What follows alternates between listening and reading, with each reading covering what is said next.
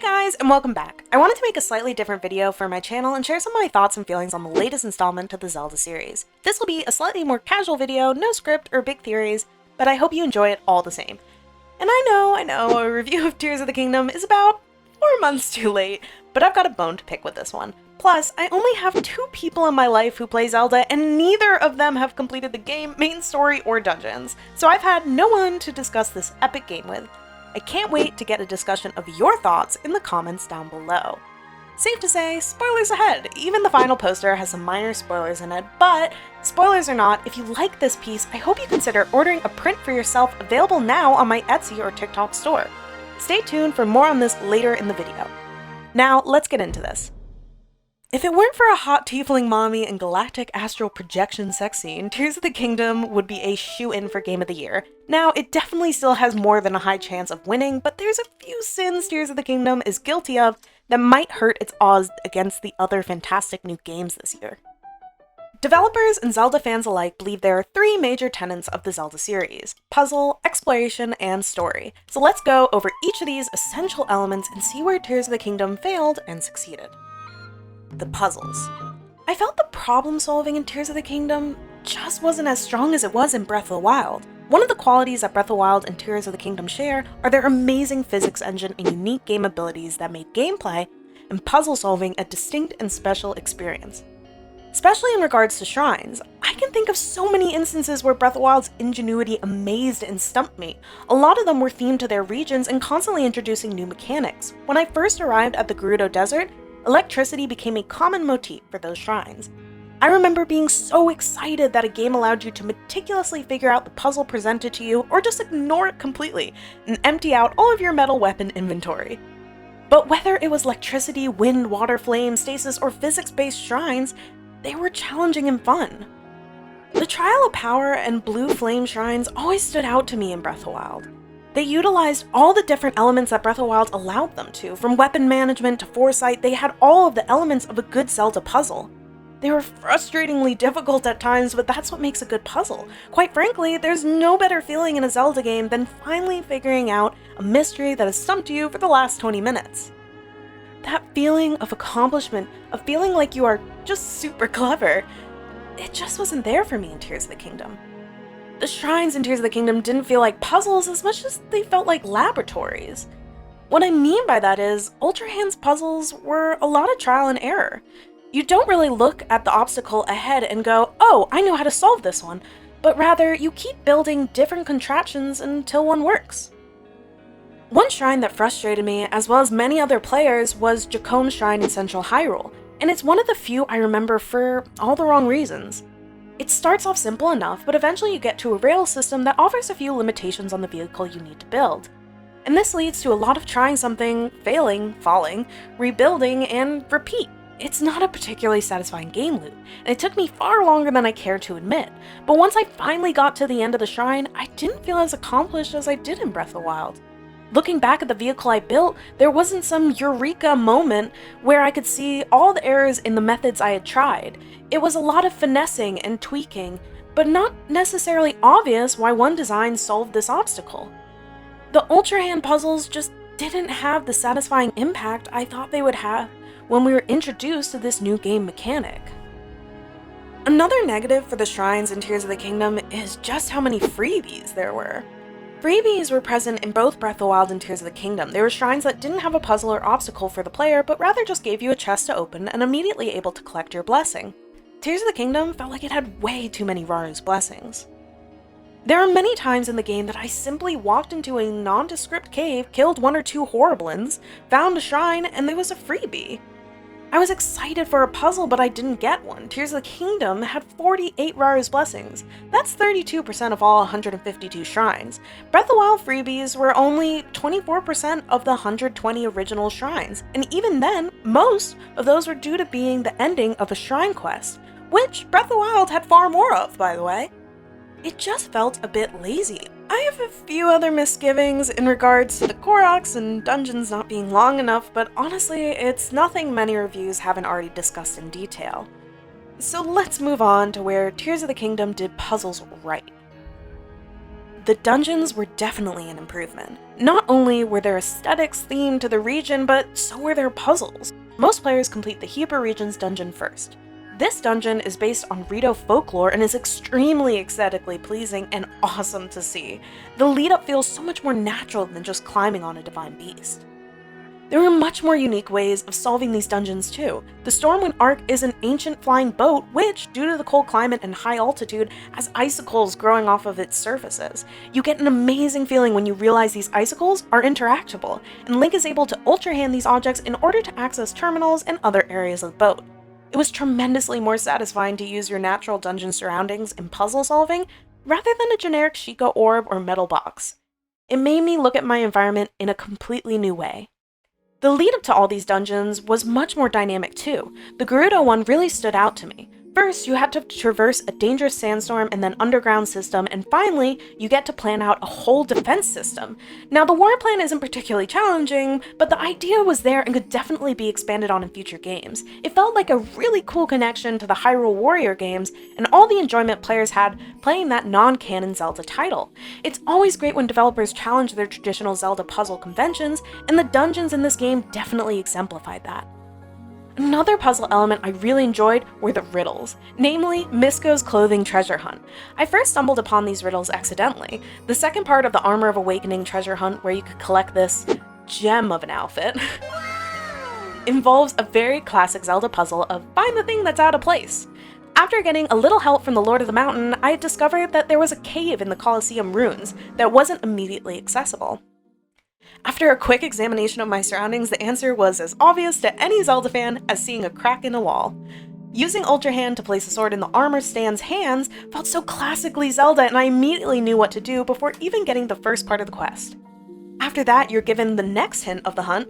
On Hyrule Ridge, in Ludfo's land, runes sleep beneath the towering mushroom trees. Connect the southern column's midday shadow to the northern. At the shadow center, the way to the treasure will open.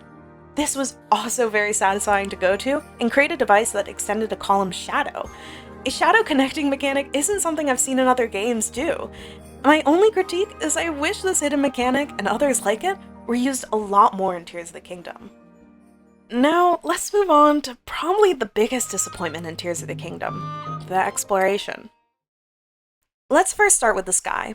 Considering what a big part the Sky Islands had in the promotional material, overall theme of the story and of the game, it was the biggest letdown of the 3 map layers, especially when we get the best island over with right away, the Great Sky Island. This island absolutely spoils us. It had a diversity of environments, exceptional and unique caves, obstacles, and features. After experiencing this island first, I was excited to explore the rest of the Sky Islands, only to find that not only were they few and far between, but they were empty, cookie-cutter, and repetitive. Besides the rare shrines, Sage Will, King Gleeok, or Flux Construct, there was little to nothing in the sky. I was really hoping for unique islands with different environments, flora, and materials. I was surprised to find very little of that. The Zonite Forge and Thunderhead Isles were more exciting to explore, but I really expected every island to be unique, not a few standouts. Zelda has done islands super well in the past, which is why I felt so let down.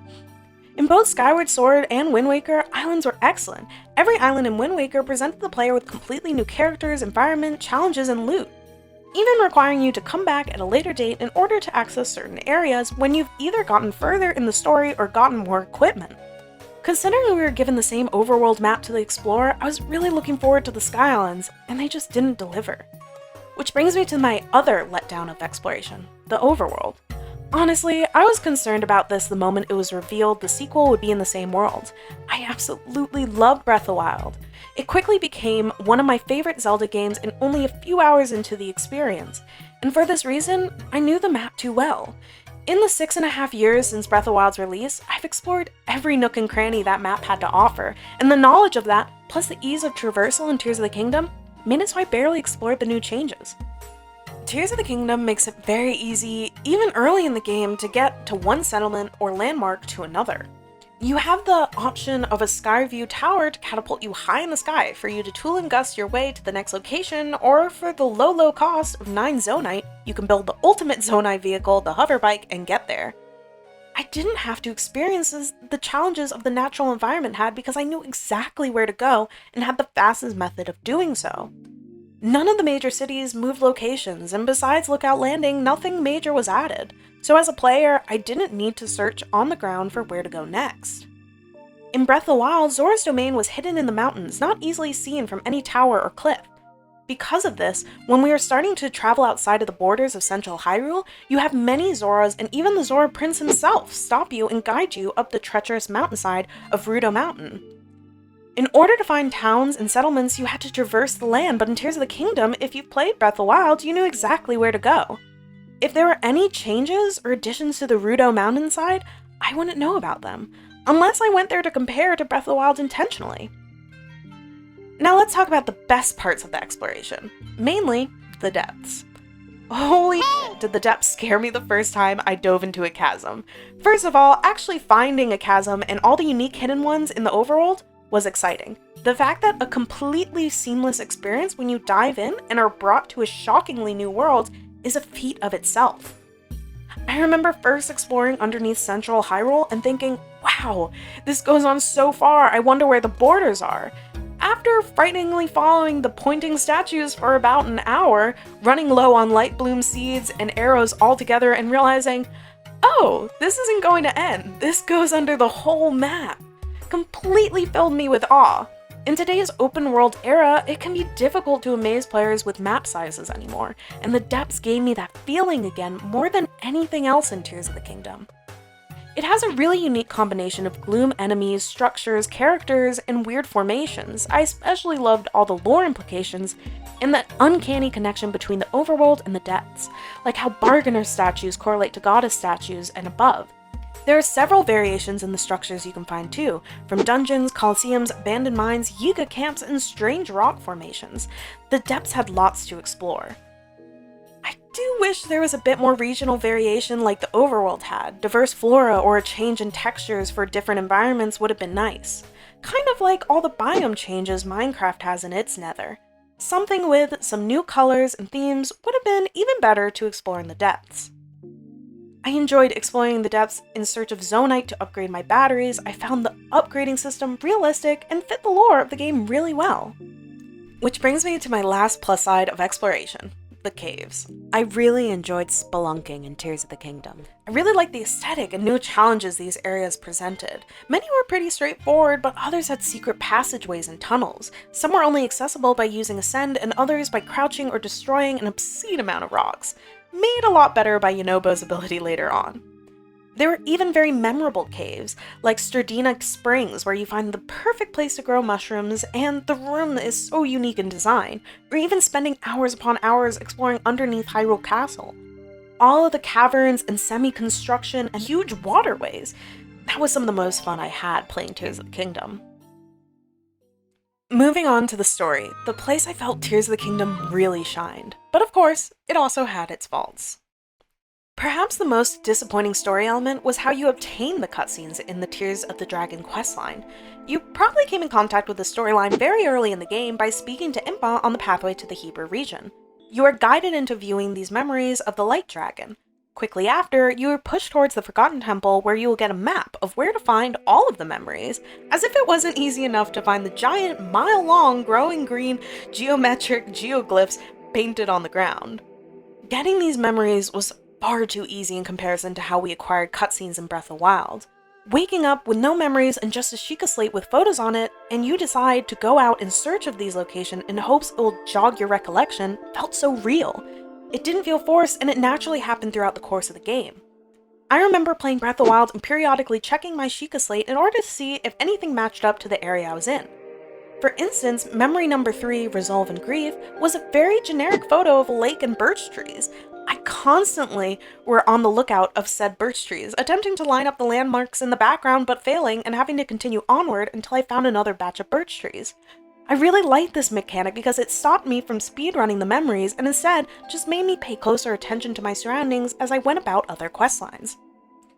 Unfortunately, I experienced Tears of the Kingdom memories very differently. Since I love Zelda's storylines and lore, I felt I had to know what happened next, especially because I accidentally watched them in the wrong order, which I know many people did. I basically saw tier memory number 1, then 3, then 7. You know, the ones that basically show Zelda teleporting back in time, her talking to Minoru about draconification, and then Sonia getting her lights knocked out and Ganon getting her stone. So I was pretty much able to piece it together from there, and everything I got afterwards was really just story fluff. I'm totally okay with extra cutscenes that flesh out the characters, new and old. Heck, that's how so many of us fell in love with the champions in Breath of the Wild, even though we have very little interaction with them during the gameplay. I just wish the memories in Tears of the Kingdom felt more natural to find, and that all the pivotal ones were locked behind certain milestones in the game, like completing a dungeon rather than the repeat generic ones we got. But oh man, was everything else about the story so spot on. Let's start with the characters. New and old returning characters were expanded on and improved for sure. Not only did we get great new characters in design like Pen and Tracy, Minoru, Sonia, or Rauru, and who could forget Taru, but we also saw characters we already loved grow and have more screen time.